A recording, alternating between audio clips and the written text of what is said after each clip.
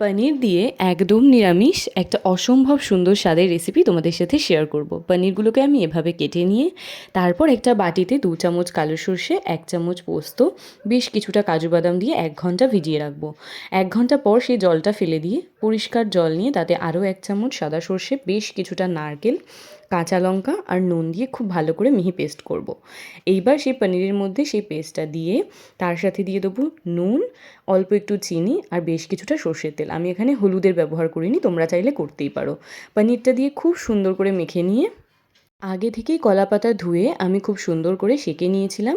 2 টুকরো কলাপাতা বসিয়ে তার উপর পনিরটা সুন্দর করে সাজিয়ে কিছুটা সর্ষের তেল আর কাঁচা লঙ্কা দিয়ে আবার উপর থেকে কলাপাতা দিয়ে 3টে টুথপিকের সাহায্যে আমি খুব সুন্দর করে চারিপাশটা লক করে কড়াইয়ে সর্ষের তেল দিয়ে 15 মিনিট দুটো পাশ খুব ভালো করে ভেজে নিয়েছি। তাহলেই রেডি আমাদের নিরামিষ স্বাদের পনির পাতুরি। তোমরা এটা ট্রাই করে আমায় জানিও। বাই।